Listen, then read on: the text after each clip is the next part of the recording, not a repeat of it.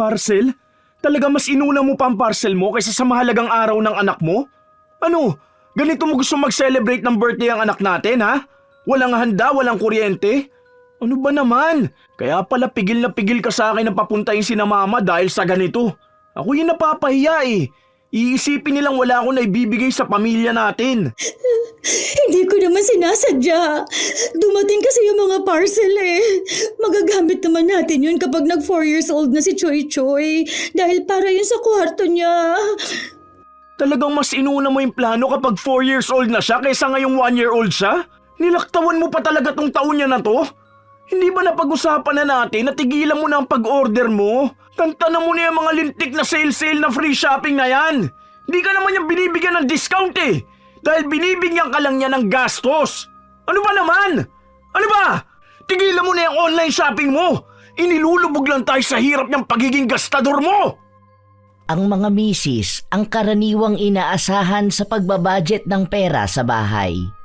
Ngunit paano kung siya mismo ang magiging dahilan ng pagkakalubog ng pamilya? Gaya ni Roslyn na sobrang gastador. Binibili ang kahit na anong makikita niya kahit hindi naman niya ito kakailanganin. Dahil din sa gawaing hirap siyang talikuran, papataw sa kanya ang isang parusa. Magagawa niya pa kayang magbago? O dadamahin na lang niya ang sakit na dulot ng itim na kapangyarihan? Mahal, tingnan mo to oh. Ang mura ko lang to nabili. 20% off sila nung binili ko to. 850 original price niya tapos 680 pesos na lang binayaran ko. Free shipping din kasi. 'Di ba? Ang mura lang. Ano naman yan? Bakit nag-order ka na naman? Hindi bang sabi mo sa akin na iiwasan mo na ang panay order? Para saan ba yan? Magagamit ba natin yan dito sa bahay? Magagamit natin to pagdating ng panahon. Mura na kasi, kaya binili ko na. Alam ko naman na kakailanganin din natin to.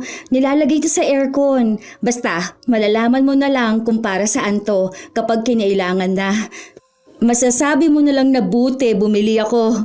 At least, di ba, nabili siya ng mura lang. Nakatipid ako ng 20% to. Tapos yung shipping fee pa. Mahal naman. Di naman pala yan importante, binili mo pa. Hindi ka nakamura ng 20%. Alam mo nangyari? Napagastos ka lang ng 680 pesos na dapat ipandagdag mo sa grocery. Makakabili na yan ng pagkain ng anak natin eh. O kaya dagdag na sa bayad sa kuryente. Kung hindi naman mahalaga, wag mo nang bilhin. Hindi lahat na nakikita mong sale kailangan mong bilhin. Lalo na kung hindi naman natin mapapakinabangan. Ilan na ba mga gamit ang binili mo online na nakatambak lang naman dyan?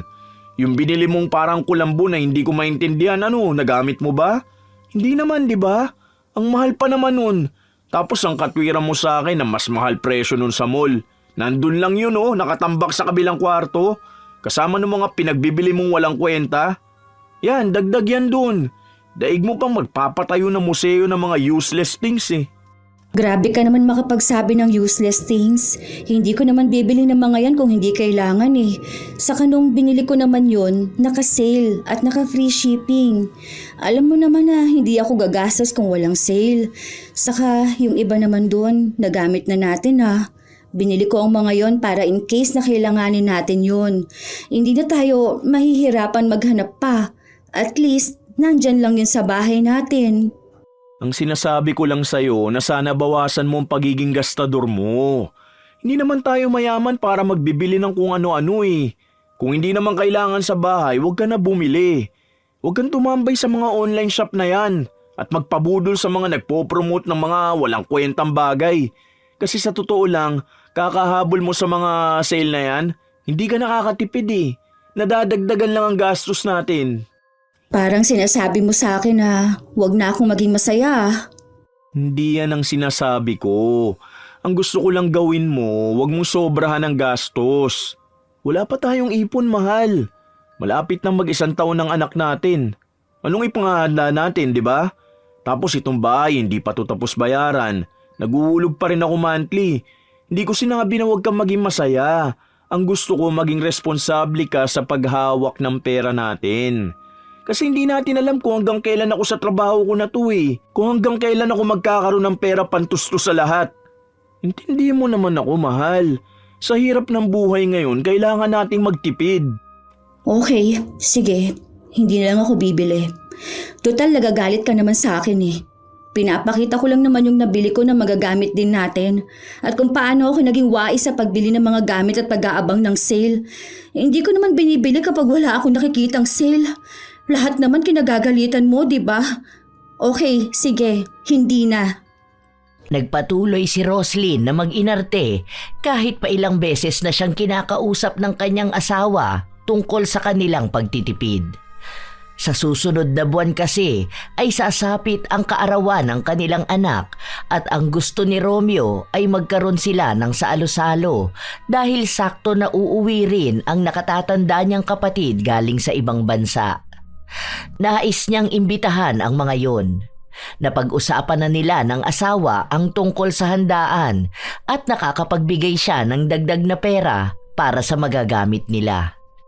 Malaki ang sinasahod ni Romeo kumpara sa mga normal na manggagawa dahil sa mataas din ang posisyon niya. At lahat ng pera niya ay hawak ng kanyang asawa. Wala naman siyang problema kung ang pera na hawak niya ay pamasahe niya lang papasok sa trabaho dahil pinaghahandaan naman siya ni Roslyn. Maalaga sa kanilang pamilya ang asawa. Mabait din ito. Ngunit ang isang katangian na hindi naaalis ni Roslyn ay ang pagiging magastos niya. Kahit na anong pigil ng asawa sa kanya, palaging nangangati ang kanyang kamay para bumili ng kung ano-anong hindi naman nila nagagamit sa pang-araw-araw na buhay. Isang araw, habang nasa bahay si Roslyn at katutulog lang ng anak niya, saka naman dumating ang rider na nagdadala sa kanya ng mga pinamili niya. Yun, sakto, dumating ka na. Kayo na pa kita hinihintay eh. Uy, ayos ah. Ang pogi mo ata ngayon. Bagong gapit ka ah. Oh, baka hindi ko lang napansin kasi ngayon mo lang ulit hinubad ang helmet mo. Magkano nga ulit yan? Wait lang ha. Eto. Sa'yo na sukli. Tip ko na yan. Gusto mo ba ng tubig o juice? Mukhang pawis na pawis ka kasi. Ang init pa naman sa kalsada. Kawawa ka naman. Sandali ha, kukuha ako. Matapos mabigyan ng inumin ni Roslyn ang rider, dumating naman ang kanyang ina. May dala itong isang plastic na mukhang naglalaman ng pagkain. Oh, ano yan? Bakit ang dami atang dumating na parcel? Ang laki pa nito oh. Mga nabili ko sa online ma. Umabot kasi ako sa 3.3 sale niya eh. Free shipping pa lahat. Teka, bakit pala kayo napasyal dito ma? Ano yung dala mo? Bumili ako ng pasalubong para sa apo ko. Nasaan pala si Romeo? Nasa trabaho niya ma. Bukas pa naman day off noon eh. Dito ba kayo matutulog? Hindi, napadaan lang ako. Dahil siningil ko si Melay Kulot. Ito pala bigay mo kay Choy Choy. Sige, mamaya kakatulog niya lang eh. Magbubukas muna ako ng parcel.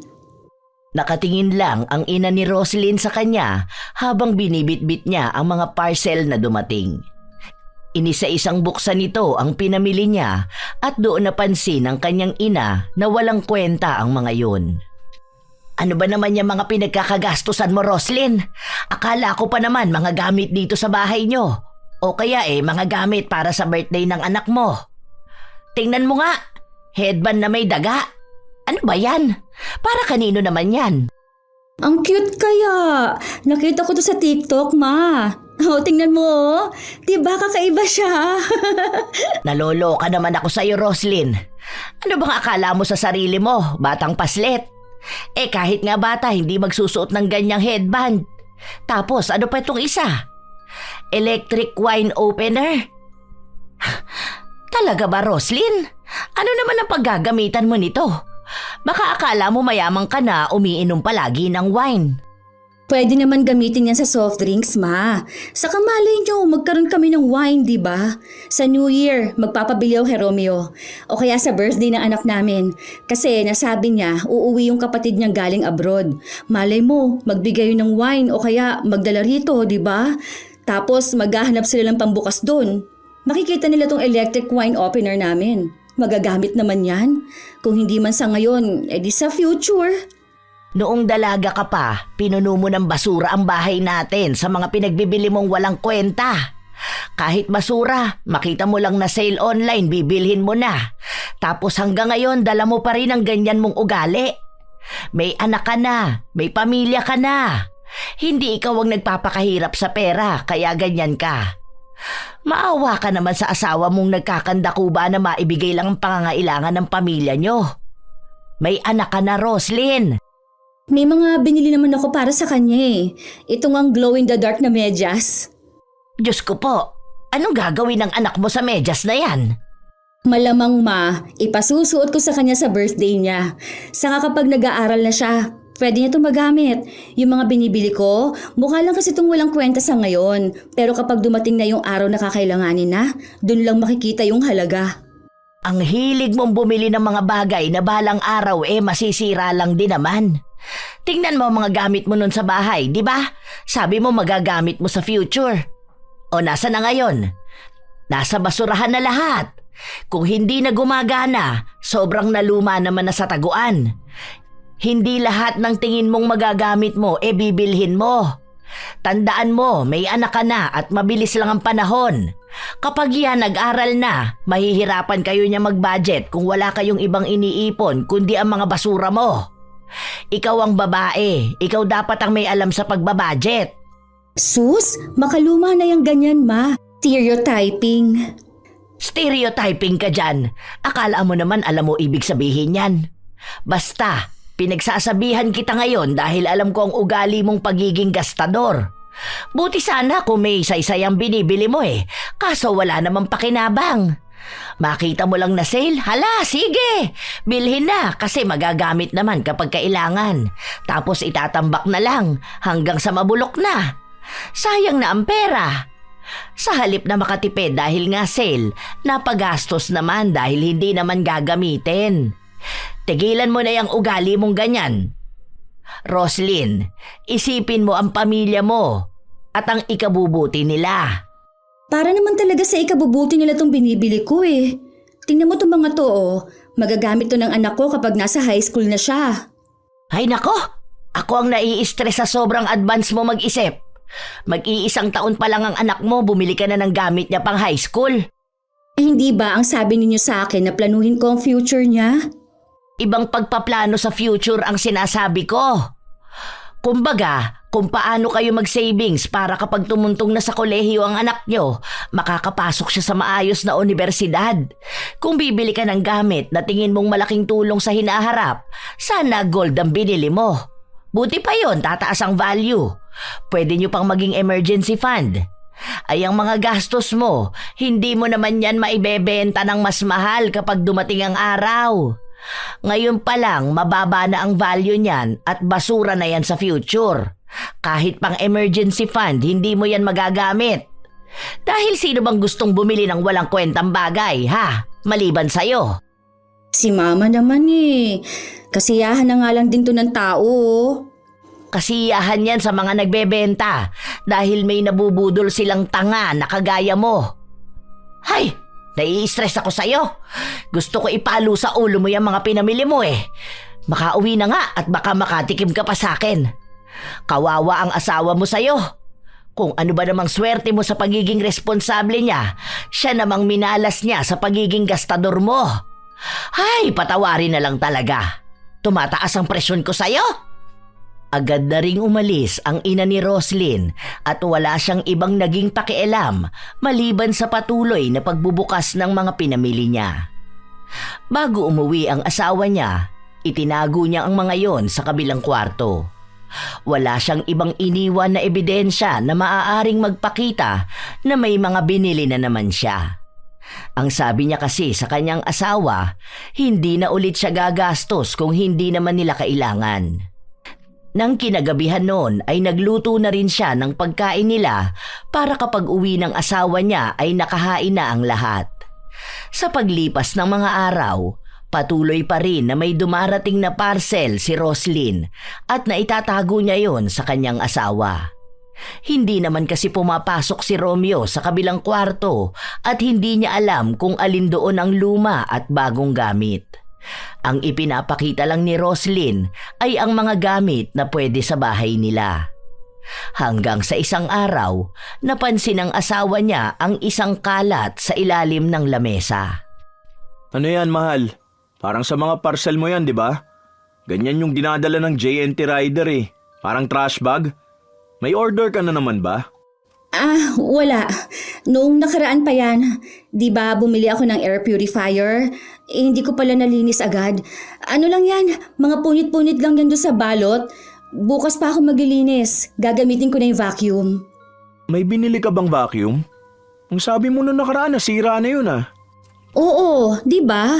Nagpaalam ako sa'yo nung sahod mo na bibili ako para mas madali ako makapaglinis. Pumayag ka kaya nun? Kailan yun? Di ko maalala.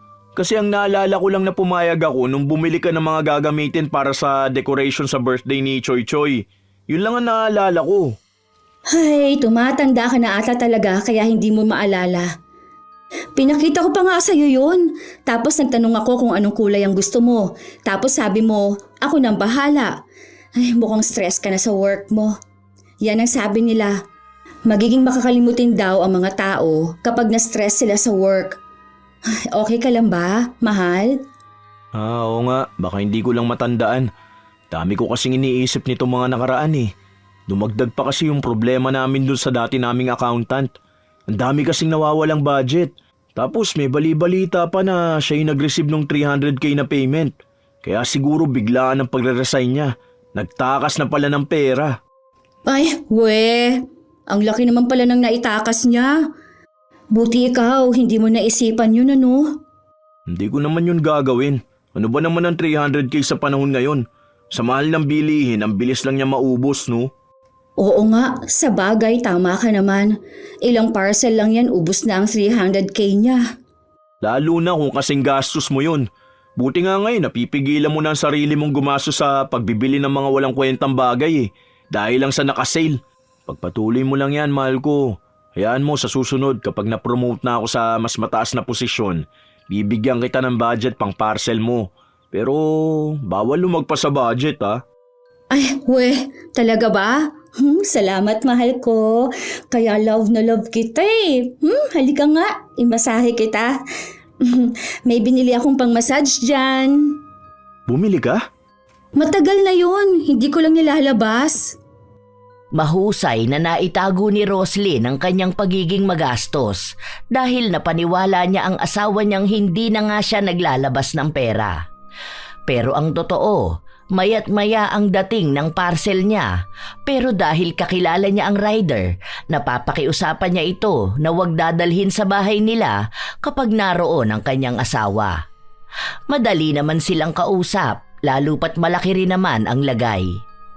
Ilang araw pa ang lumipas, palapit na ng palapit ang kaarawan ng kanilang anak.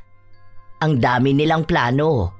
Simple lang naman ang handaan at sila-silang pamilya lang ang pupunta roon, kaya hindi na nila kailangan na maghanda ng sobra-sobra.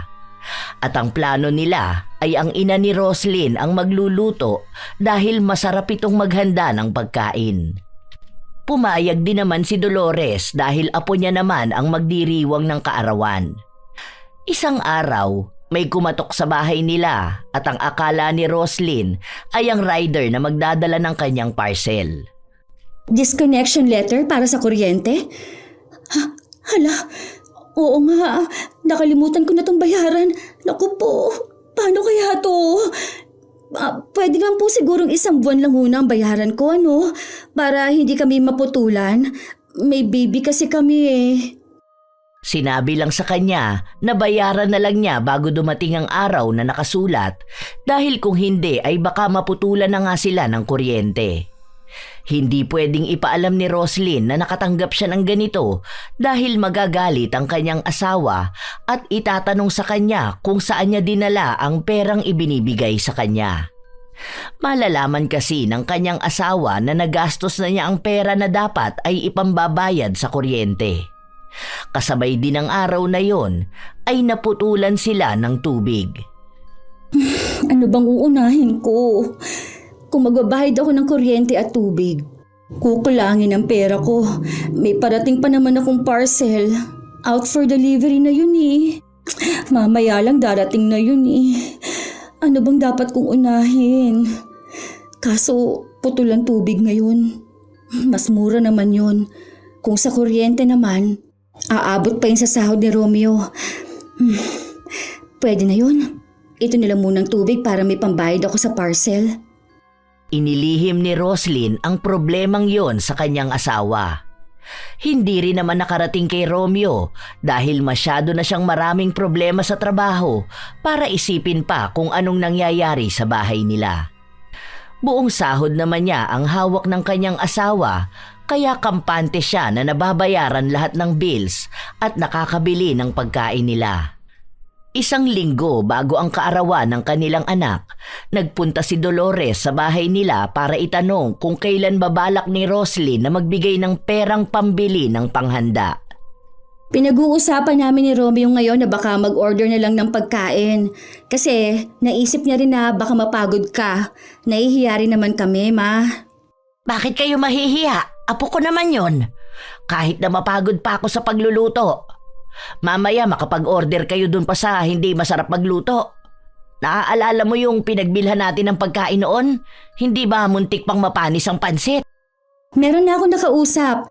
Doon nag-order ng pagkain sina Ate Rina nung New Year. Masarap naman daw. Tapos, sakto, gumagawa rin ng cake ang mga yon. Sigurado ka dyan, ha? Oo naman, ma. O kung gusto nyo, pwede naman kayo ang magluto. Pero abanuhan nyo na lang muna. Aba, ay saan naman ako kukuha ng pera, Aber? Utang ka muna kay kuya. Sige na. Bakit naman uutang pa sa kuya mo? Kung tingin mong kukulangin yung pagkain sa order nyo, bakit hindi na lang kasi magluto? Mas mahal ata ang magagastos doon kesa bumili ng sariling rekado. Kung ako ang bibili sa palengke, pwede akong tumawad doon sa mga kakilala ko. Wala lang. Naisip ko lang. Marami kasing pera si kuya, di ba? Baka naman pwede niya ako mapautang para may panghanda si Choy Choy. Pamangkin naman niya yun eh. Ang sabi niya nga sa akin, magpapadala siya ng laruan eh. Pero nung sinabi ko na perahin na lang, ayaw naman niya. Alam mo naman na kuripot ang kuya mo pagdating sa pera. Magpapadala yon kung gusto niya, pero madalas damit o laruan para sa anak mo. At anong pinagsasasabi mo dyan na para sa handa? Hindi ba may itinabi naman kayong pera? Nako, huwag mong sabihin sa akin, Roslyn, na nagastos mo ang ipanghahanda sana ng anak mo. Ano? Nagastos mo ba? Hindi naman sa ganon, ma. Kasi Kasi ano? Kasi may parcel ka na naman parating. Talagang uunahin mo pa ang gasto sa parcel na yan kaysa sa handa ng anak mo? Ano na lang ang sasabihin ng mga kamag-anak ni Romeo? Anak naman, ilang beses na kitang kinausap tungkol dyan sa mga walang kwentang gastos mo, hindi ba? Alam na ba ni Romeo yan? Hindi nga, ma. Huwag mo na lang sabihin sa kanya. Gagawan ko na lang ng paraan to. Tulungan mo na lang akong umutang kay kuya. Babayaran ko naman yun eh. Malapit na kasi ang sahod ni Romeo. Kaso, mauuna yung birthday ng anak namin eh. Hindi pwede ang ginagawa mo. Dapat lahat ng nangyayari sa bahay na to, alam ng asawa mo. Hindi yung nagpapakahirap siya sa trabaho para mabigyan man lang ng maganda at maayos na handa ang anak nyo. Tapos, ikaw, ginastos mo lahat sa mga walang kwentang gamit. Grabe ka naman, ma. May kwenta naman yun na. Tingnan mo nga, bumili ako ng bagong display dito sa bahay, tapos mga gamit sa kusina. May kwenta na pala sa'yo yung mga ganyan? Sige ka, yung mga display na yan, mangangataan nyo ba yan sa birthday ng anak mo? Anong ihahanda mo sa mga bisita nyo? Yung mga aesthetic na platong walang laman, ha? Kasi doon napunta ang budget para sa birthday ni Choy Choy. Simpleng handaan lang naman, ma.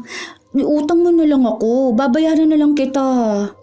Ay nako, ayoko ng mga ganyang utang na yan. Malamang tatanungin ako ng kuya mo kung saan ko dadali ng pera. At kapag sinabi ko na sa'yo ko ipapahiram, magagalit yun. Dahil alam na niyang kinukonsinti kita sa gastos mo. At kapag sinabi ko naman na para sa birthday ng pamangkin niya, malamang tatawagan nun ng asawa mo. Wala rin. Malalaman din ni Romeo.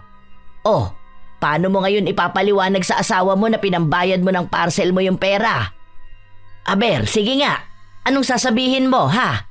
Tapos madadamay pa ako na alam ko na pala ang ginagawa mo tapos kinakampihan pa kita. Tulungan mo naman ako, Ma. Ako ang anak mo eh. Dapat lang nakakampi kita.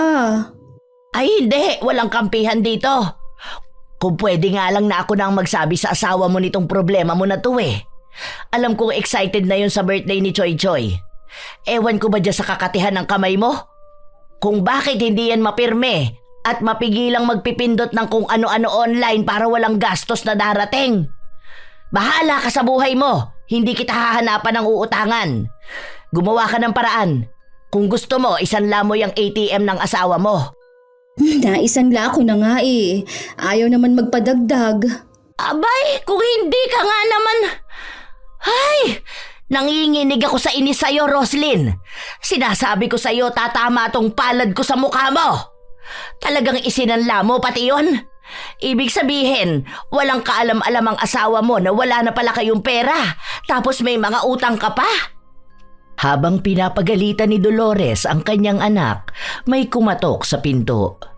Nang buksan nila, rider yon na magdadala na naman ng mga pinamili ni Roslyn. Cancel mo na yan, hindi niya yan babayaran. Tapos sa susunod na may mga order tong babae na to, huwag niyong dadalhin. Napapagastos siya sa ganyan. Hindi pwede, Ma. Baka mamaya maban yung account ko eh. Platinum pa naman na ako. Aba nga naman, may nalalaman ka pang platinum dyan ano? Wala ka na nga maipanghanda para sa birthday ng anak mo? Ikaw, umalis ka na, hindi na niya kukunin yan. Kung hindi ka aalis, ihahampas ko sa helmet mo ang ulo ng babaeng to. Balak na sanang bayaran ni Roslyn ang parcel niya pero natakot ang rider kaya umalis ito. Pero alam naman niyang bukas din ay ibabalik sa kanya yon. Hindi na tumigil ang kanyang ina sa pagtatalak. Wala itong pakialam kahit pasabihin sa kanya ni Roslyn na naririnig sila ng mga kapitbahay nila dahil kahit naman ang mga yon, alam ang halos araw-araw na pagdating sa kanya ng mga parcel. Nanatili si Dolores sa bahay ni na Roslyn hanggang sa sumapit ang gabi. Siya ang nag-aalaga sa kanyang apo at awang-awa siya rito dahil sa maaaring nakakalungkot na kaarawan nitong darating. Ilang sandali pa ay dumating na si Romeo. Kinakabahan si Roslyn dahil baka biglang magsalita ang kanyang ina at isumbong ang napag-usapan nila. Oh, Ma, nandito ka po pala. Kanina pa kayo? Oo, kaninang umaga pa. Nagluto na pala ako ng pagkain nyo. Sige na, mukhang pagod na pagod ka eh. Ako na ang magbabantay kay Choy Choy. Kumain na po ba kayo? Oo, kanina pa. Pauwi na rin naman ako. Napasyal lang ako rito para dalawin ang taba Choy Choy na baby na to. At para itanong na rin sa asawa mo kung kailan ko makukuha ang budget para dun sa iluluto ko. Okay po. Naibigay naman na po ba? Mamaya na natin pag-usapan yan, mahal. Tara na, kumain na muna tayo. Nakahain na dun oh. Akin na nga tong bag mo. Ano ba yan? Pawis na pawis ka naman. Ay, grabe kasing siksikan kanina sa jeep eh. Wala talagang masakyan. Akala ko nga mamaya pa ako makakauwi.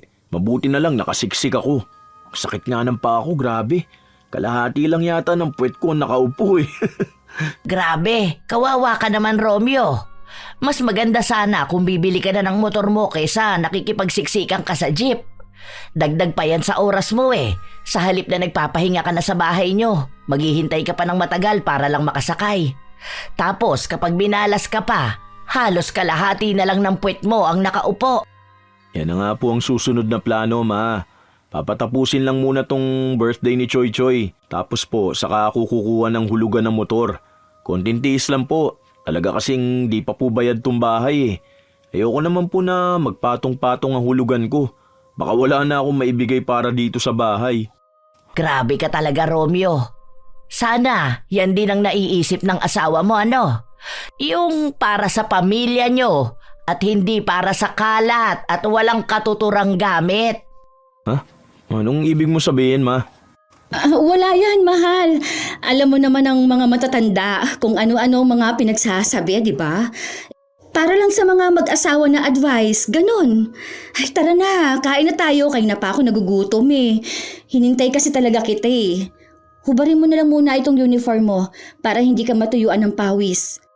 Ang sarap ng luto ni Mama. Mabilis na nalihis ni Roslyn ang isipan ng kanyang asawa sa mga pinagsasabi ng kanyang ina. Habang kumakain sila, bigla na namang nabanggit ni Romeo ang tungkol sa perang gagamitin para sa handa ng kanilang anak. Nasamid pa nung una si Roslyn pero agad din siyang nakainom ng tubig. Oh, okay ka lang ba? Oo, munti ka nang lumabas sa ilong ko yung kanin. Ano, kumusta naman ang work mo? Okay na ba yung problema nyo dun sa may katrabaho nyo na nagtakas ng pera? Bakit iniiba mo ang usapan? Kanina ka pa pabalik-balik ng tanong dun sa nagtakas ng pera. Pero hindi mo sinasagot yung tanong ko tungkol sa ipapaluto kay Mama. Wala, nagtatanong lang naman ako. Saka yung sa ipapaluto natin kay Mama, di ba? Napag-usapan naman na natin yun. Bukas ko pa maibibigay sa kanya yung pera eh. Saka sa Monday pa naman yun eh. Ilang araw pa naman oh. Iniisip ko kasi baka biglang magastos ni Mama yung pera. Di ba? Kung bukas naman siya bibili, ang aga pa. Baka masira lang. Napag-usapan naman namin yun ni Mama kanina. Basta yung sakto lang ay ipapaluto mo ha. Yung sa atin lang. Kasi ang pupunta sa birthday ni Choy Choy si Mama, Papa, Ate at yung bunso kong kapatid. Tapos sa inyo naman si Mama, tapos si Cheska, pupunta rin kamo. Pero kapag tapos pa ng klase niya, tayo-tayo lang naman eh. Alam mo, iniisip ko nga na wag na lang kaya tayo maghanda, ano? Kasi first birthday naman yun. Hindi naman maaalala ni Choy Choy yung handa natin eh. Kahit ano na lang, luto na lang ako ng pansit. Tapos sabihin mo kina Mama at Ate na saka na lang sila bumisita. Kasi mukhang may mga pupuntahan pa ata sila mga kamag-anak nyo eh. Bakit? Simple lang naman ang ipapaluto ah. 2 putahe ng ulam tapos palabok, puto tapos yung cake. Yun lang naman 'di ba? Family dinner lang naman yun eh. Yung pasok lang sa budget natin. Hindi naman kailangan ang grande dahil tayo lang naman talaga. Tapos picture ganun. Isang beses pa lang kasi nakita ni ate si Choy Choy nung kapapanganak mo lang.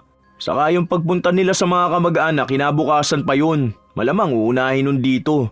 May problema ba? Wala naman, nasabi ko lang. Kinakabahan na si Roslyn sa mga susunod na mangyayari. Lalo na't wala siyang pagkukunan ng pera na gagastusin nila. Hindi niya masabi sa kanyang asawa na wala siyang pera. Ayaw naman din siyang tulungan ng kanyang ina kahit na halos magmakaawa na siya. Ang katwiran ni Dolores, dapat si Roslyn ang gumawa ng paraan para maresolba niya ang problema na siya rin naman ang may dahilan. Pili ang mga taong nilalapitan ni Roslyn. Yun lang mga tao na hindi nakakausap ang asawa niya. Pero wala ni isa sa kanila ang may kakayahan na pautangin siya ng halaga na kailangan niya. Hanggang sa may isa siyang kakilala na napakiusapan niya pero kalahati lang ang kayang maipautang sa kanya. Sige, okay na yan. Salamat ha. Ibabalik ko to next month. Promise ko yan, tutubuan ko pa. Basta kahit na anong mangyari, wag na wag mong babanggitin to kay Romeo ha. Alam ko naman na hindi kayo nag-uusap ng asawa ko. Tapos, wag ka mag-chat sa akin. Hawak kasi nun ang account ko eh. Ako na lang mismo ang pupunta sa'yo rito kapag babayaran na kita. Promise talaga to, hindi to tokis. Babayaran kita. Dahil kalahati lang ang nautang ni Roslyn, kailangan niyang tipirin ang handa. Dahil nanay naman niya ang magluluto at bibili ng mga rekado, alam niyang kaya yung pagkasyahin. Pero hindi muna ibinigay ni Roslyn ang pera dahil nagbabaka sakali siya na may mahanap pa siyang ipandadagdag. Dumating ang araw na walang pasok ang asawa niya at nanatili lang ito sa kanilang bahay. Lapit na birthday ng baby Banchoy Choy namin na yan ah. Ang bilis ng panahon. Parang kailan lang sumisipa ka pa sa tiyan ng mami mo. Tapos ngayon mukha na namin ang sinisipa mo. Sa susunod niyan, magiging magala na yan. May pagagalitan na tayo dahil kung saan-saan nagpupunta. Yun na nga eh. Tapos kung magkakaroon pa siya ng ading, no? Ading agad? Baby pa natin yan eh. Siyempre, hindi pa naman ngayon. Di ba ang plano natin may 5 years gap sila? 4 years pa yun eh. Pero baka hindi pa sure. Biglang masundan agad. Ano ba? Huwag mo nga akong kilitiin. Ayan, nakikisali pa sa kulitan si Batchoy-choy na yan. Ano ba, mahal? Wala na, dinaganan ka na ng anak natin. Ang siluso naman ito, aba. Huwag daw muna kasi sa ading dahil gusto niya pa rin maging baby natin. Ikaw kasi, ang kulit mo. Kapag napaayos natin yung sa likod, magpadagdag tayo ng isa pang room. Kasi kapag nag 4 years old na siya, bubukod na siya ng kwarto. Kailangan natin siyang sanayin sa sarili niyang kwarto. Hindi ba mahirap yon para sa bata? Pwede naman siguro yung kahit na 7 or 10 years old na siya bumukod ng higaan sa atin. Sa amin kasi, 4 years old pa lang sinasanay na kami matulog sa sarili naming kwarto. Masyado na siyang matanda kung 10 years old na siya kasama pa natin sa isang kama. Lalo na kung may ading na rin siya. Ganun talaga yun, mahal. Hindi naman natin siya bibiglain eh. Ganun ba? Sige, okay na rin yun para makapag-decide tayo ng design ng kwarto niya. Ang dami kong nakikita sa TikTok nun eh. Pwede rin tayong bumili ng gamit doon, mas mura lalo kung may sale. Mahal, kapag 4 years old pa siya, hindi tayo pwedeng bumili ngayon. Lalo na walang pwesto sa bahay. Nasisikipan nga ako rito eh dahil ang daming kung ano-anong design sa gilid natin. May mga malalaki pang fake plants. Tapos yung kabilang kwarto na lagayan ng mga gamit, feeling ko puno na rin yun. Ipapaayos pa natin tong bahay kaya huwag ka na muna mag-order. Hindi yung narinig mo lang tong plano na ganito kapag nakakita ka na naman ng sale o may free shipping, bigla mo na naman bibilin. Tipid-tipid tayo ha? Kukuha din ako ng motor eh. Habang nag-uusap ang mag-asawa, may kumatok sa pinto nila. Si Roslyn ang nagbukas noon at may parcel siyang parating. Ibang rider ang naghatid sa kanya kaya hindi nun alam na kapag walang pasok si Romeo ay hindi siya pwedeng dalhan ng parcel. Kuya, balik ka bukas ha. Andito kasi ang asawa ko eh, hindi niya alam yan. Bigyan kitang malaking tip bukas, promise. Magpanggap ka na lang na hindi yan sa akin, okay? Si Bianca ba? Ay, doon yung bahay. Nakikita mo yung may kotse na kulay pula? Sa unahan noon may tindahan, tapos may green na gate. Doon nakatira yan. O kaya, itanong mo na lang kapag nasa tindahan ka na. Kilala naman nila yan. Sige na kuya, alis ka na. Bukas may balik yan mga tanghali, okay? Sumunod din naman ang rider sa utos niya. Matapos nun ay bumalik siya sa loob ng bahay kung saan naabutan niya ang asawa niya na nakikipaglaro pa rin sa kanilang anak. Ano raw yun? Wala. Nagtatanong lang kung saan ang bahay ni Bianca. Bagong rider din, hindi pa kabisado rito. Akala ko naman may parcel ka na naman. Hindi, wala Alam mo naman na hindi na ako bumibili, hindi ba? Pinapaalam ko muna sa'yo kapag may i-check out ako. Baka kasi mamaya magalit ka na naman sa akin. Wait lang, magluluto muna ako ng merienda natin. Napansin ko kanina na parang wala na tayong bigas. Hindi ka pa ba bumibili? Hindi pa. Kasya pa naman yan hanggang sa sahod mo. Saka na lang din ako mag-grocery kapag sahod mo na ulit. Minsan kasi hindi ko maharap, lalo na ang kulit ni Choy Choy. Nakakabili lang ako kapag pumupunta rito si Mama. Wala naman akong pasok ngayon, ako na mag-grocery. Ay hindi, wag! Wag na. Kasi nga day off mo ngayon, di ba? Dapat magpahinga ka. Deserve mo naman magpahinga, mahal. Alam ko ang stress na nararamdaman mo sa work mo. Ayoko naman na itong isang araw na to, magpapakapagod ka pa, hindi ba? Okay lang naman sa akin para matulungan din kita rito sa bahay. Alam ko na ang dami mo inaasikaso eh. Lalo na kulang talagang oras mo mag-alaga sa anak natin. Isa pa, nakalive ako sa Monday, di ba? 2 araw na lang naman, Monday na. Hindi naman din nakakapagod kung bibili ako ng bigas. Alam mo namang ayaw na ayaw ko yung nasisimut ang bigasan natin, di ba? Ang bigat kasi sa feeling kapag ganun. Sige na, okay lang. Ako na ang bibili.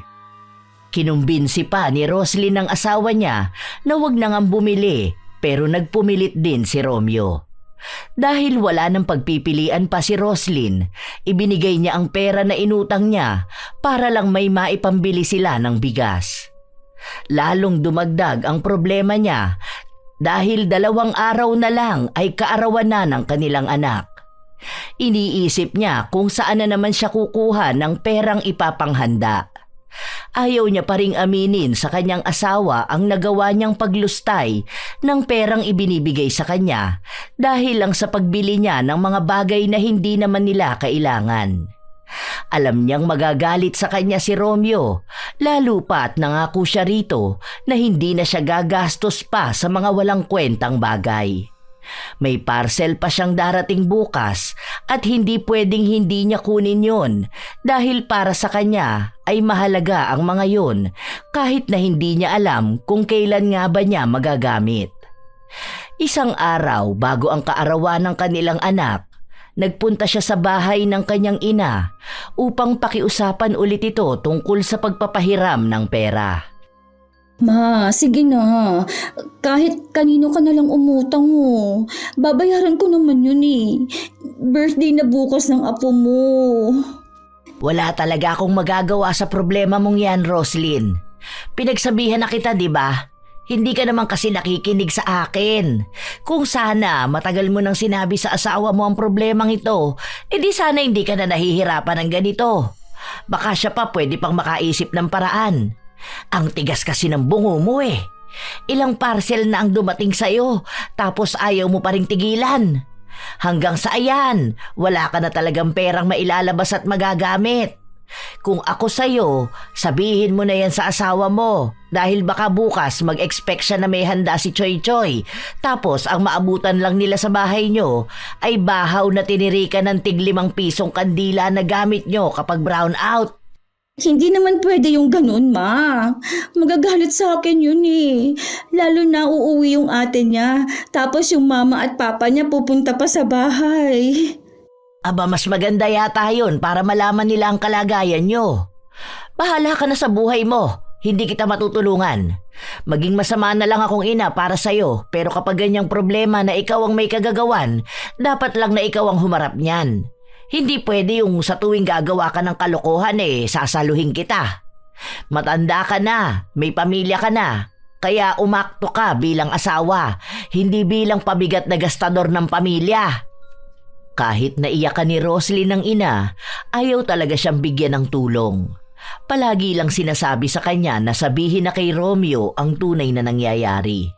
Dahil kung hindi niya raw kaya, ang kanyang ina na lang ang magsasabi. Pero ayaw ni Roslyn. Kaya wala na siyang ibang nagawa kundi ang tanggapin na mag-aaway sila ni Romeo kapag nalaman nitong wala na nga silang kapera-pera. Kinabukasan ay maagang nagising si Roslyn, hindi dahil sa kanyang aasikasuhin, kundi dahil sa problema na alam niyang mangyayari mamaya. Ang aga mo, mahal. Gising ka na pala. Oo, di ba susunduin ko sina mama? Okay ka lang ba? Masama ba ang pakiramdam mo? Oo eh. Parang ang bigat ng katawan ko ngayon. Nahihilo rin ako.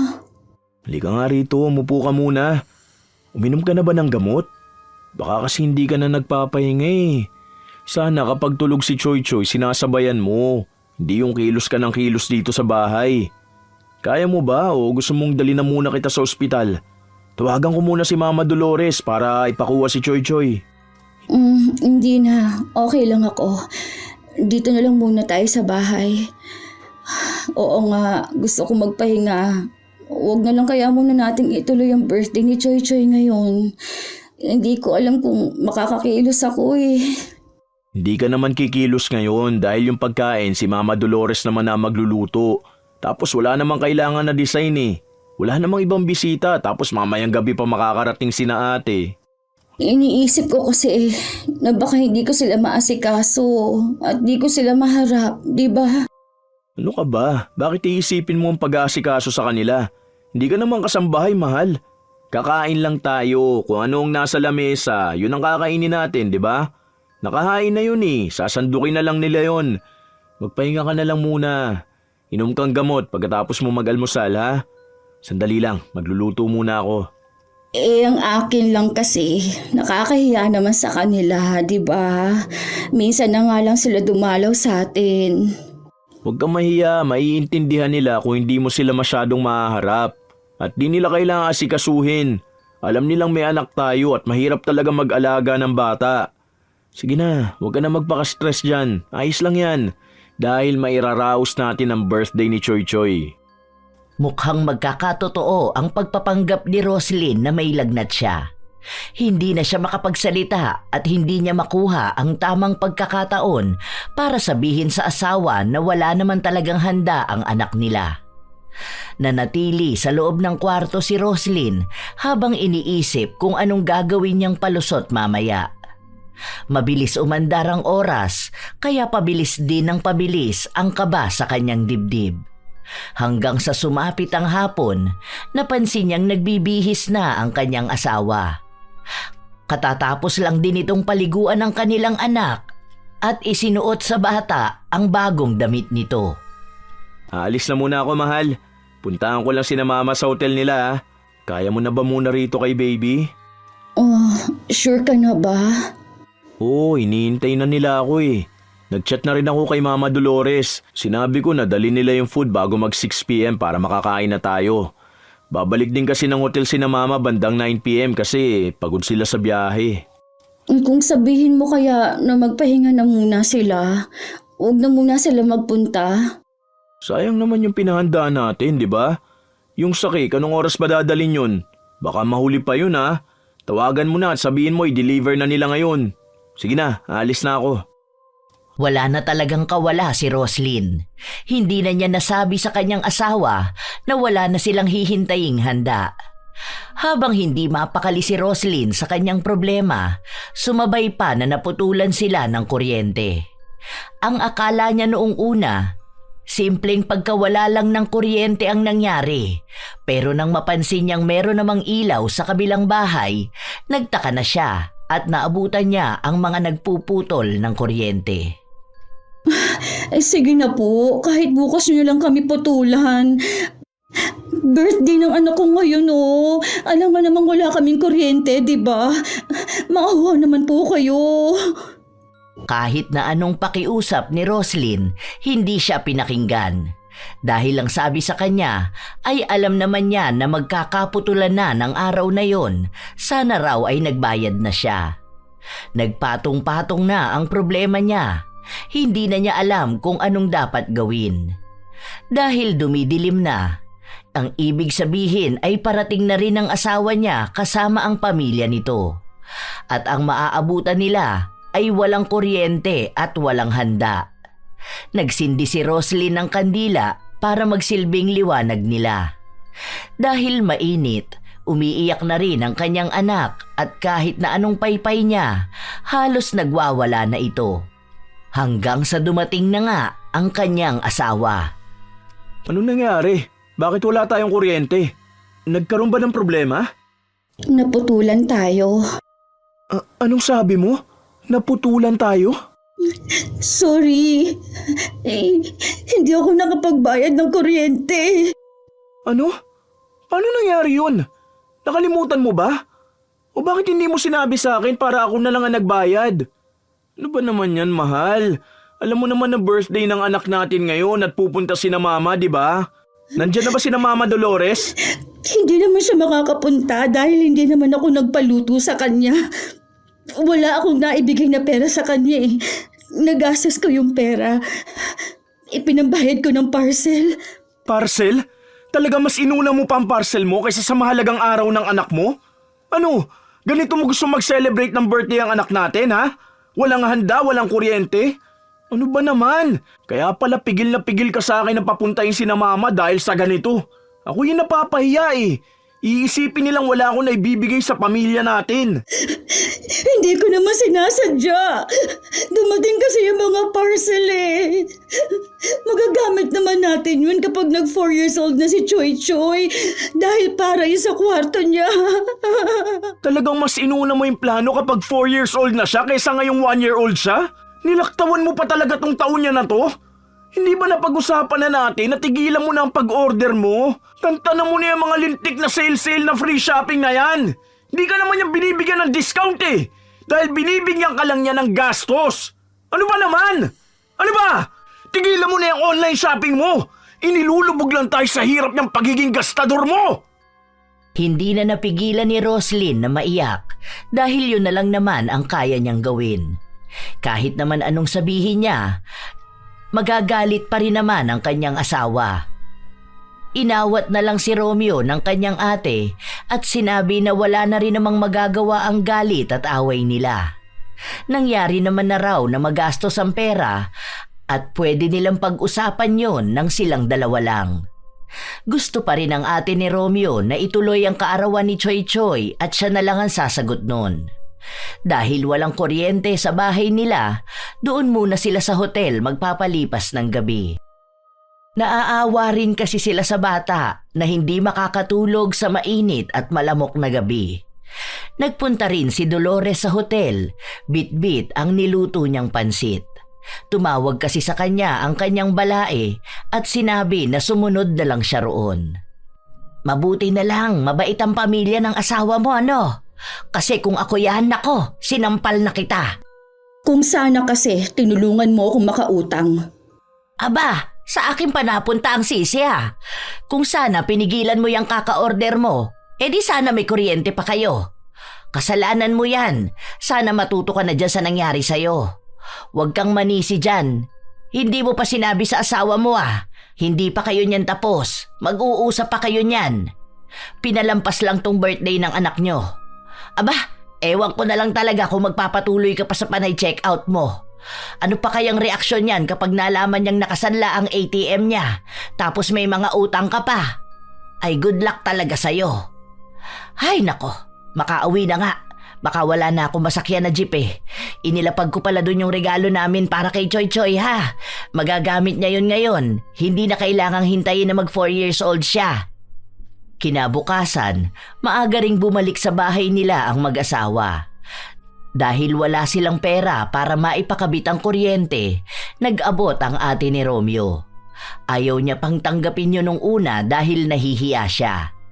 Hindi sila sinanay ng mga magulang nilang umaasa sa kapatid, pero dahil kailangan nila ng tulong, kaya kinuha niya rin yun. Hindi sila nagkikibo ang mag-asawa hanggang sa nakauwi sila sa bahay. Hindi rin muna pumasok sa trabaho si Romeo dahil gusto niyang pag-usapan nila ang mga nagiging padalos-dalos na paggastos ng kanyang asawa nang hindi niya alam. Sabihin mo na lahat. Ano pa mga pinagkakautangan mo? Baka magulat na lang ako, may dadakip na sa yung pulis dito. Mag-order ka na ng magagamit mo sa kulungan. Mukhang magagamit mo yung sa future. Baka may sale sila. Sorry na nga. Hindi ko kailangan ng sorry na yan. Ang tinatanong ko kung ano pang mga utang mo. Yung doon kay Linda, tapos yung nakasanla mong ATM. At talagang isinanla mo pang ATM ko ha? Ayos yan. Kulang na lang isanla mo na tong bahay natin eh para may pambayad ka sa parcel mo.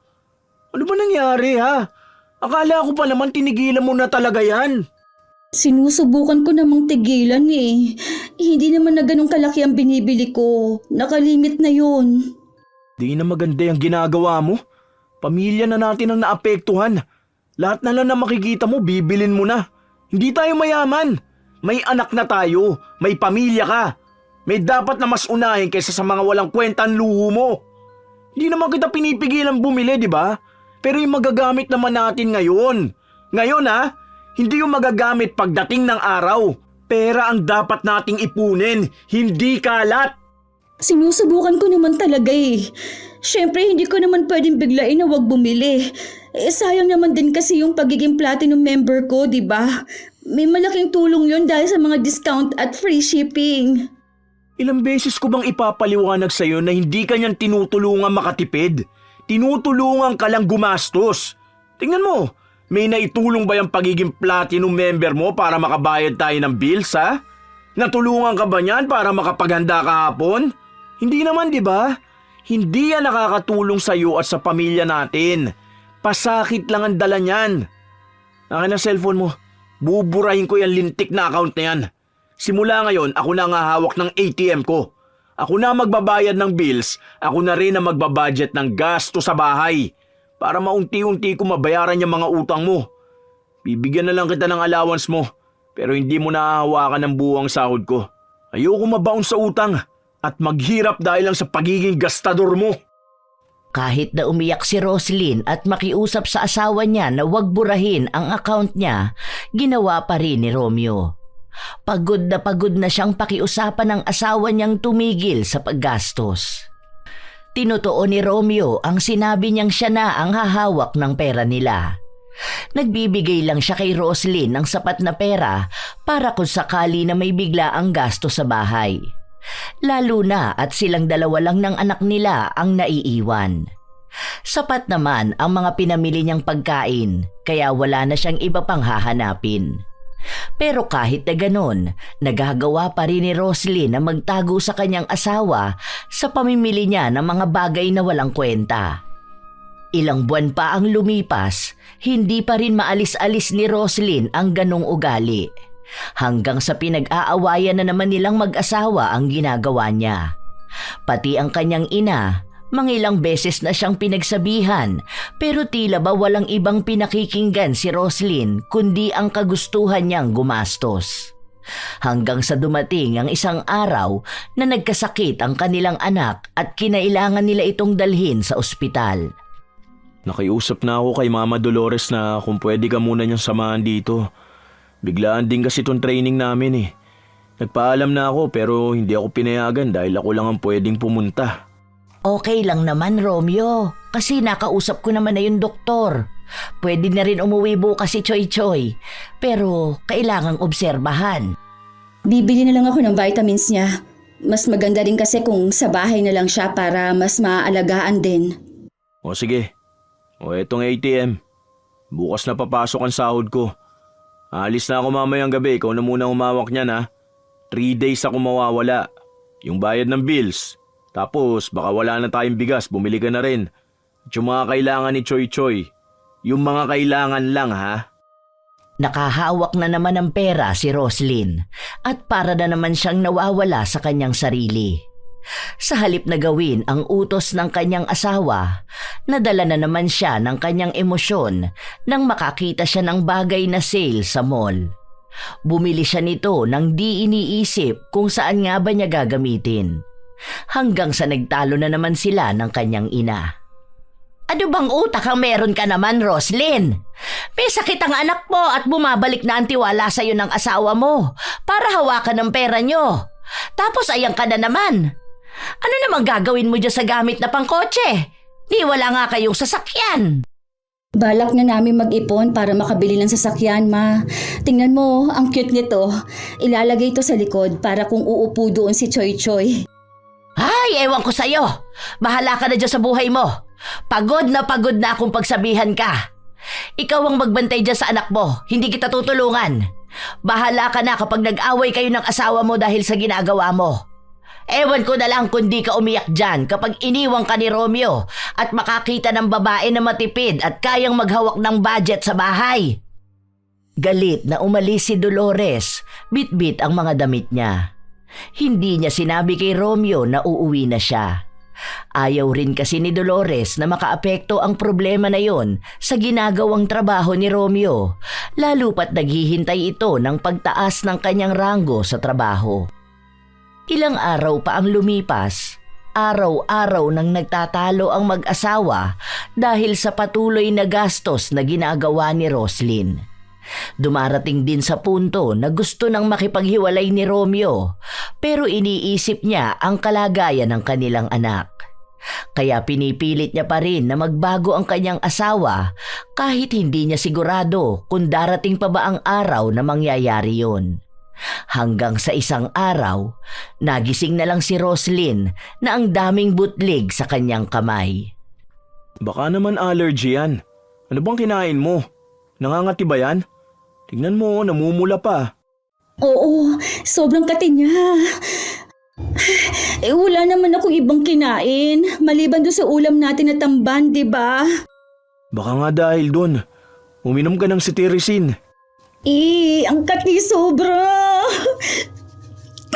Hindi ko mapigilang kamutin. Baka naman may kumagat dyan. Huwag mong kamutin, baka magsugat yan. O ito, uminom ka muna ng gamot. Tignan natin kung gagaling yan. Kapag hindi na, magpunta na sa ospital para ipatingin. Walang nagbago sa nararamdaman ni Roslyn. Sa halip na gumaling ito, mas lalo pang lumala hanggang sa hindi na siya makahawak pa dahil nangangati ito at natatakot din si Romeo na baka mahawa pa ang anak nila. Dahil hindi naman pwedeng si Romeo ang mag-aalaga sa anak nila, pinakiusapan na naman niya ang biyenan niyang bantayan si Choy Choy at kung pwede na doon na lang muna siya sa bahay nila manatili. Dahil wala silang ibang maaasahan kundi siya lang. Sa halip daw na magbayad sila sa kukuning yaya, kay Dolores na lang sila magbabayad. Hindi naman tumanggi si Dolores. 1 buwan na ang lumipas. Kahit na anong gamot ang ipahid nila, walang epekto ito kay Roslyn. Pakakainin ko muna ang anak mo tapos kumain ka na rin ha. Ay, nagsabi pala si Romeo na late siyang makakauwi ngayon dahil may inaasikaso raw siya sa opisina nila. Ma, tingin ka nga sa online kung may mabibili doon na mga pamahid para sa ganito. Ang lala na kasi nitong nasa kamay ko. Hindi na rin ako makahawak masyado ng cellphone. Dali na, ma. Tapos kapag maganda yung review, order mo ko. Aba, talagang hindi mo gustong tigilan ng pagiging gastador mo, no? Alam mong dapat na gawin? Huwag lang yung mga butlig sa kamay mo ang gamutin mo. Huwag yung pangangati na dulot niya ng problemahin mo. Alam mo ang mas malala na problema mo? Ang pagiging makati ng kamay mo sa pagbili ng mga walang kwentang bagay. Baka kaya ka nagkakaganyan dahil kailangan mong bigyan ng leksyon. Subukan mong isipin ang ibang bagay sa buhay mo. Huwag kang magpakakulong sa gastos. Sana malaman mo na may iba pang mas masayang bagay kaysa sa pagbubukas ng parcel. Matagal na ring hindi nakakagasto si Roslyn sa mga pagbili niya ng mga walang katuturang gamit. Dahil hindi niya masyadong mahawakan ang kanyang cellphone, kaya wala siyang ibang nakikita na mag-uudyok sa kanya sa pagbili. Habang tumatagal, pakiramdam niya ay lumulungkot din ang buhay niya. Yon ang pinakamahabang panahon na hindi siya nakagastos. Wala siyang binubuksan na parcel at yon ang gustong-gusto niyang gawin. Dahil paano nga ba niya magagawa yon kung kahit sarili niya hindi niya mahawakan dahil sa nangyayari sa kanyang kamay? Habang walang pasok si Romeo, nasa kwarto siya kasama ang kanyang asawa. Papasalo ko na lang tong bahay. Tapos kukuha tayo nung upa na kahit maliit lang, swak naman sa budget natin. May nakita na akong bahay pero hindi kasya lahat ng gamit natin . Lalo na yung mga pinagbibili mo na nasa kabilang kwarto. Mahalagang gamit lang ang bibit-bitin natin. Paano naman yung mga gamit ko na yun? Sayang naman yun. Magagamit natin yun pagdating ng araw. Saka, bakit may pasasalo tong bahay? Di ba, malapit naman na itong mabayaran ng buo. Hindi nakakayanin kung babayaran pa natin to kasi may nakausap na akong doktor na pwedeng tumingin dyan sa kamay mo. Mukha kasi seryosong sakit na yan. Malaking halaga yung magagamit. Baka taon pa ang abuti natin sa pag-iipon kung sabay-sabay lahat ng gastos natin. Wala naman tayong ipon. Lahat puro labas ng pera. Wala tayong dagdag na income. Kaya naisip ko na sakripisyo na lang muna tong bahay. Saka na lang ulit ako kukuha kapag magaling ka na. Baka dun pwede na ulit makapag-ipon. Kung makakaipon na nga talaga. Huwag na natin iwan tong bahay. Tapos yung mga gamit ko pa. Mas mahalaga ba talaga sa iyo yung mga gamit mo na yon? Sobrang bigat na ng buhay natin. At yung mga pinagbibili mo na yon, hindi man lang tayo matulungan para kahit paano gumaan-gaan ang problemang pinansyal natin. Kapag nakikita ko ang mga yun, nagpapaalala lang sa akin kung gaano karaming pera na sayang dahil sa mga yun . Na kung susumahin, sana malaki ang ipon natin ngayon. Kaso wala . Hindi ko alam kung bakit yun ang inipon mo. Magagamit natin yon balang araw. Maniwala ka sa akin. Ang balang araw na yan, ngayon na mismo. Nung binili mo yung mga yun 2 years ago, ang sabi mo magagamit natin balang araw. Ngayon ito na ang isa sa balang araw. May nagamit ba tayo? Wala naman, di ba? Kasi ikaw lang ang nag-iisip na magagamit yun dahil lang sa sale yun. Mahal, pagod na akong paulit-ulit na sabihin sa'yong hindi lahat ng tingin mong kailangan mo talaga. Bago mo pagkagastusan, pag-isipan mo mabuti. Dahil lahat ng gastos mo sa walang kwentang bagay, malaking epekto sa atin. Hindi tayo matutulungan ng walang kwentang bagay balang araw. Ang gagawin niyan, pahihirapan lang ang buhay natin balang araw. Yun ang totoo. Hindi na alam ni Roslyn kung ano ang sasabihin niya, lalo pat baka sa itsura ng kanyang asawa ang pagod na nararamdaman nito. Pasan niya ang lahat ng problema.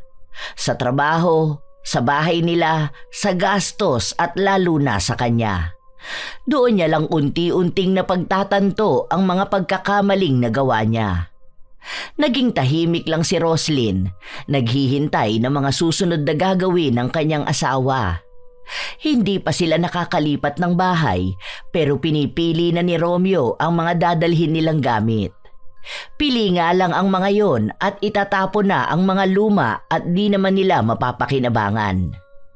May panghihinayang kay Roslyn lalo na't naiisip niya ang perang pinambili niya roon. Naisip niya na tama nga sila.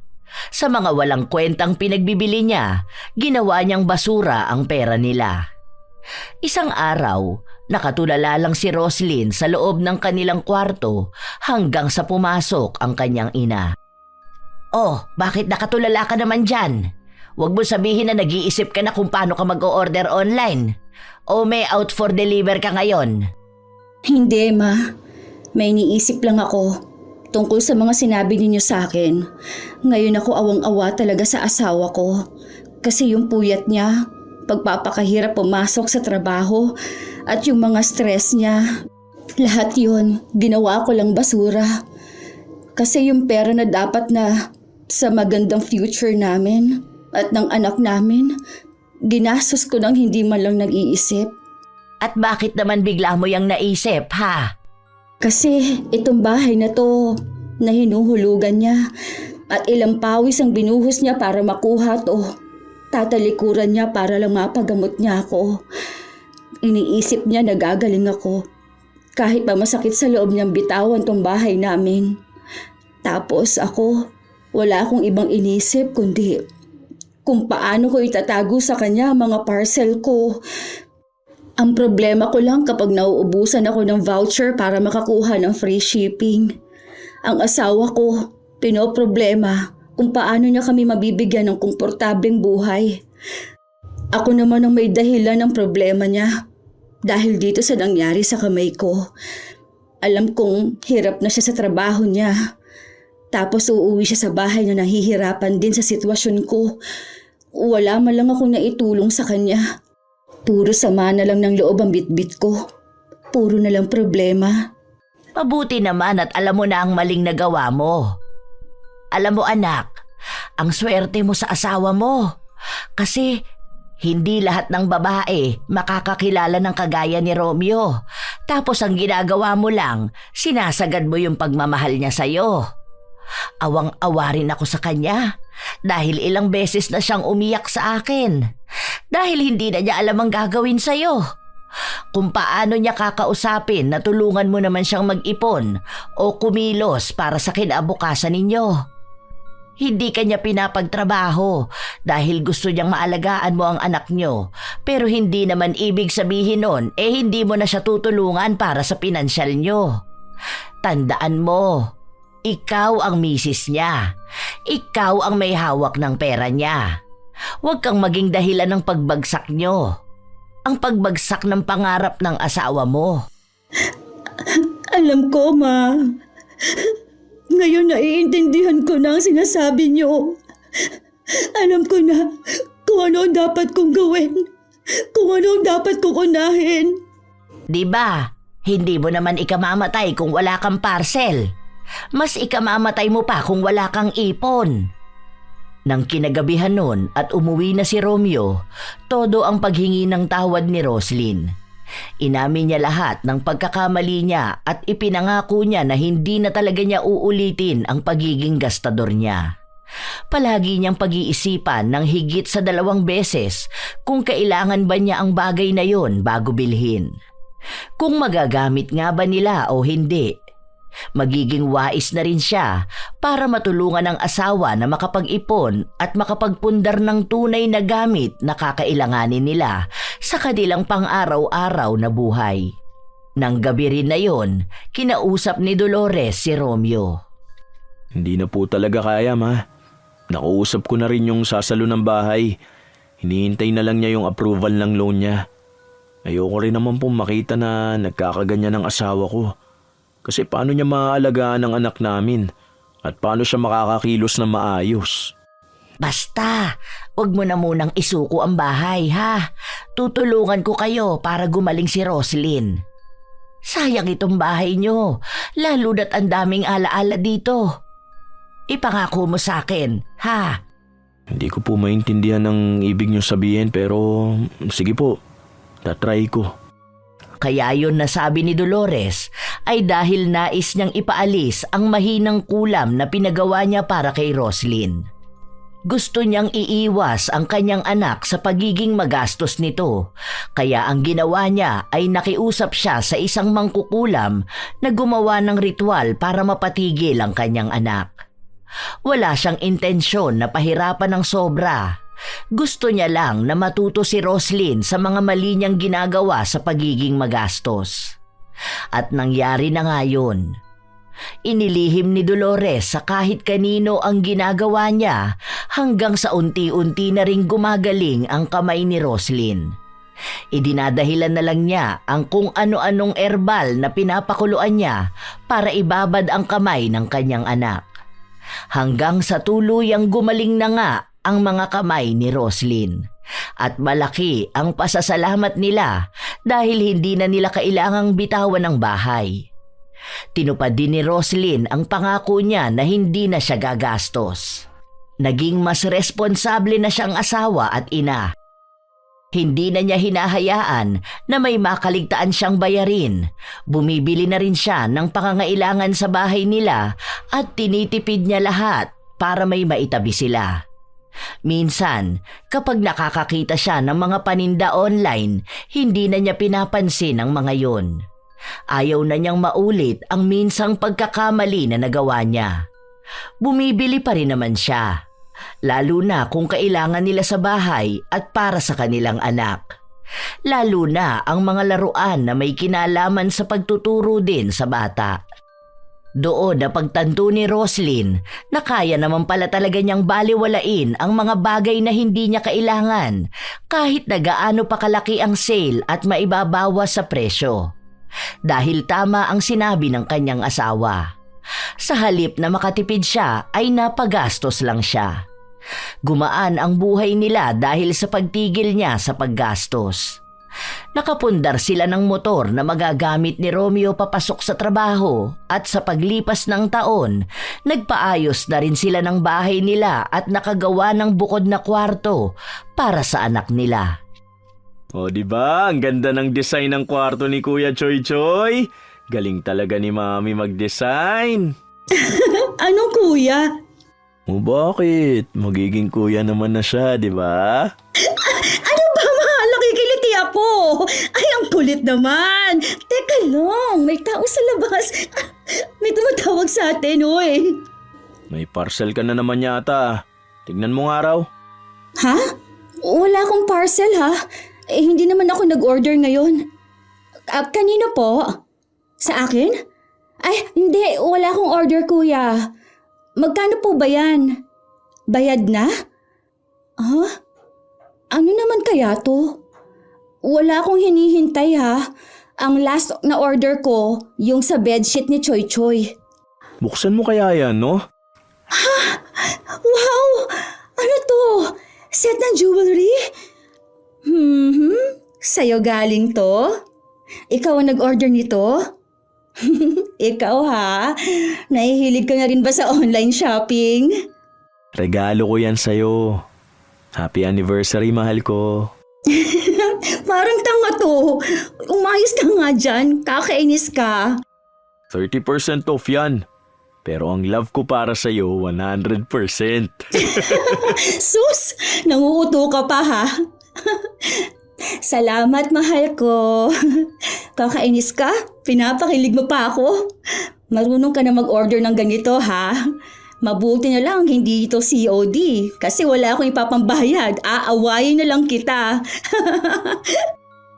Masaya ang mag-asawa habang patuloy na tinutokso ni Romeo ang kanyang misis tungkol sa mga dati nitong ginagawa na pag-order. Dahil sa pagtigil ni Roslyn sa pagbili ng mga bagay na hindi nila kailangan, hindi lang sa pinansyal sila nakaluwag-luwag, kundi pati na rin ang buhay nila ay naging maayos ang takbo. Walang mga kalat sa bahay nila. Hindi katulad noon na kung saan-saan na lang niya inilalapag ang mga gamit na pinagbibili niya. Maraming natutunan si Roslyn sa mga nangyari sa kanyang buhay. Marahil kung hindi pa siya nakaranas ng sakit, hindi niya matitigil ang isang klase ng adiksyon sa paggastos. Na kahit walang-wala na sila, ay kailangan pa rin niyang maglabas ng pera. Minsan talaga, mahirap iwasan ang pagtanggi sa tukso, lalo na kung maraming nakikita at napapanood sa iba't ibang platform na naghihikayat na bilhin ang isang bagay kahit na hindi mo alam kung para saan ba. Ang alam mo lang, nawiwili ka sa mga napapanood mo hanggang sa hindi mo na maawat ang sarili mo na gumastos. Marami ang nakakaranas nito ngayon, lalo pat iba-iba na ang paraan para makahikayat. Ang nakakalungkot na parte ay ang pag-aakala na malaki ang natitipid mo sa pagbili ng bagay na yon, na ang katotohanan naman pala ay napapagastos ka lang talaga. May iba na hirap pigilan at may iba naman na sinusubukan ng talikuran ang ganong gawain. Hindi naman masama ang bumili at gumastos para sa bagay na nais, pero iayon ito sa sitwasyon ng buhay at sa pinansyal. Huwag gawing bisyo ang paggastos na kahit wala nang matira sa iyo at sa pamilya mo ay nagpapatuloy ka pa rin. Sa huli, ang pera ay hindi lamang para sa pansamantalang aliw ng pagbili, kundi para sa pangmatagalang seguridad ng pamilya at ng sarili.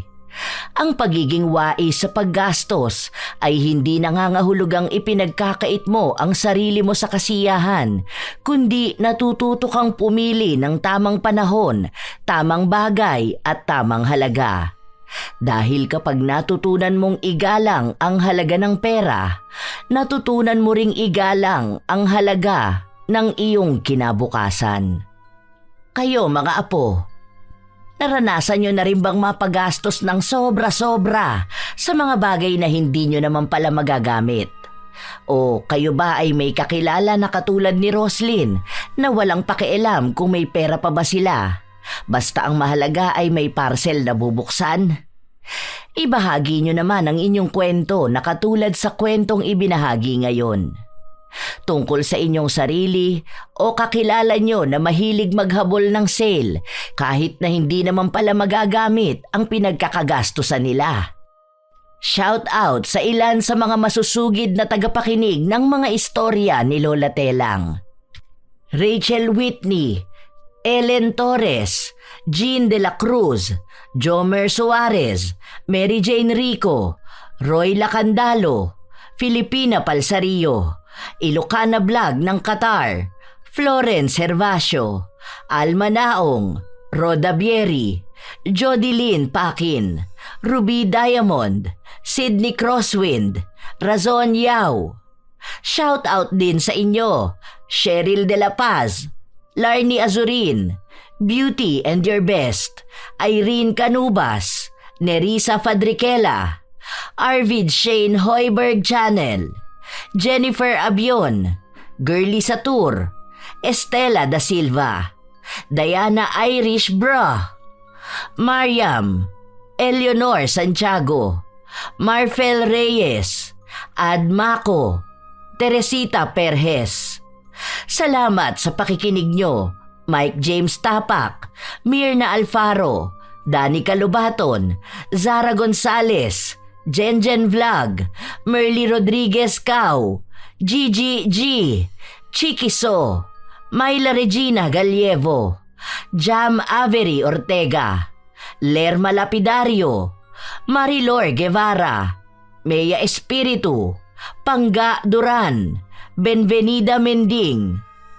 Shout out din sa inyo, Anis Channel, Jenric, Grace Hementera, Yumi Kai, Marites Ambel, MJ Rivera, Jenny Balagtas, Jovelyn Ruiz, Hazel Fiesta, Ice, Lizelle Ye, Roslyn Mangilin, Rose Ann Pingul, Glorefer Mabanta, Lovely Rose Roa at kay Princess Rain Roa Alawami, AJ Chua, Lydia Lopez, Maria Lee Nakagawa, Lynn Hasegawa, Ami Yong, Esteli Reyes, Ami Bag, Gia Gigi, Supladang Pasaway, Key Martinez, Francisco Neng at sa kanyang napakagandang asawa na si Jeremy Saranilio Francisco. Ito ang inyong Lola Telang at maraming salamat sa lagi niyong pakikinig mga apo.